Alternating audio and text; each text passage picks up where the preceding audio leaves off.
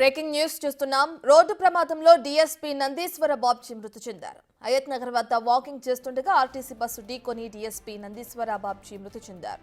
ఈ ఘటన లక్ష్మారెడ్డిపాలెంలో చోటు చేసుకుంది.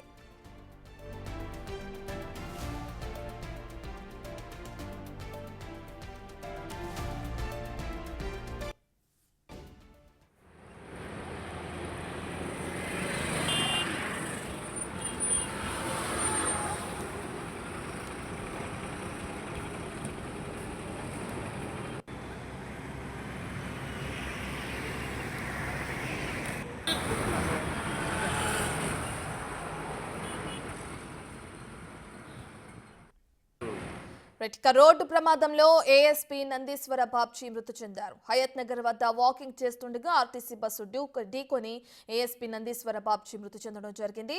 ఈ ఘటన లక్ష్మారెడ్డిపాలెంలో చోటు చేసుకుంది. పూర్తి డీటెయిల్స్ అందించడానికి మా ప్రతినిధి సురేష్ అందుబాటులో ఉన్నారు. రైట్ సురేష్, మనం చూస్తే ఈ మధ్య కాలంలో రోడ్డు ప్రమాదాలు ఎక్కువగా జరుగుతున్నాయి. అందులో భాగంగా చాలా మంది మృతి చెందిన ఘటనలు మనం చూసాం. ఇప్పుడు ఏఎస్పీ చనిపోయారు. అయితే ఏ సమయానికి ఆయన వాకింగ్కి వెళ్ళడం జరిగింది, ఎందుకు ప్రమాదం జరిగింది, డీటెయిల్స్ ఏ విధంగా ఉన్నాయి?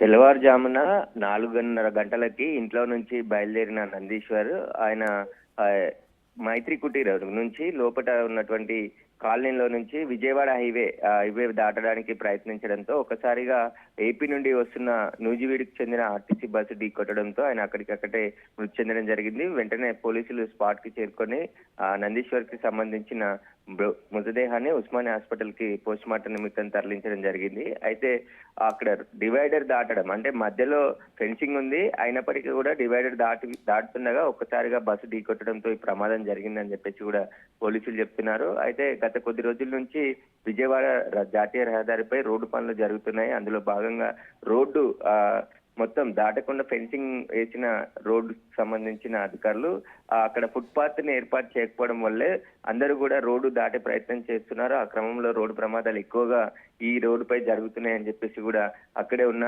కాలనీ వాసులు ఆవేదన వ్యక్తం చేస్తున్నారు. ఇప్పటికైనా అక్కడ ఒక ఫుట్పాత్ ని ఏర్పాటు చేసి రోడ్డు దాటేందుకు ఏర్పాట్లు చేయాలని చెప్పేసి చెప్తున్నారు. గతంలో అనేక సార్లు చెప్పినప్పటికీ కూడా ఎవరు పట్టించుకోవట్లేదు. ఇప్పుడు రోడ్డు దాదాపు 6 లైన్ రోడ్డు కావడం, సర్వీస్ రోడ్ నుంచి మళ్ళీ అటువైపు దాటాలంటే చాలా ఇబ్బందికరంగా మారింది.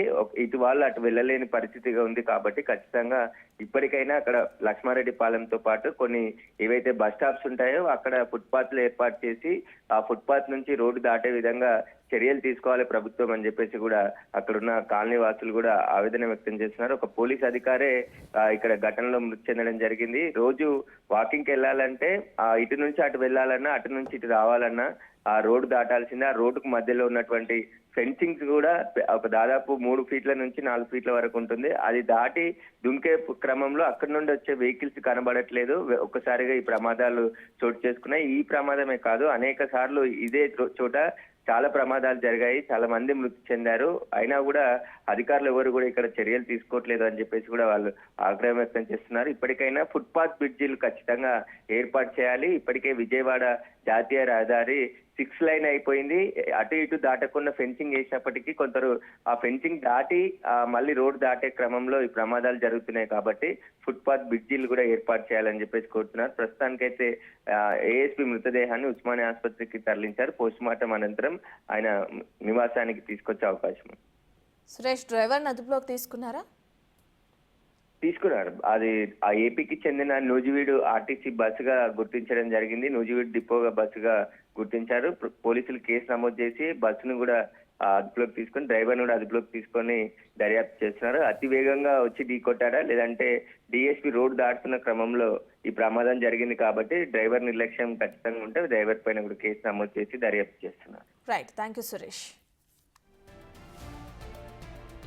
రాచకొండలో కంట్రోల్ రూమ్ లో ఏఎస్పీ నందీశ్వర బాబ్జీ పనిచేస్తున్నారు. ఉదయం 4 గంటలకు వాకింగ్ కోసం విజయవాడ జాతీయ రహదారి రోడ్డు దాటుతుండగా ప్రమాదం జరిగింది. స్పాట్ కు చేరుకున్న పోలీసులు కేసు నమోదు చేసి అడిషనల్ ఎస్పీ మృతదేహాన్ని ఉస్మానియా ఆసుపత్రికి తరలించారు.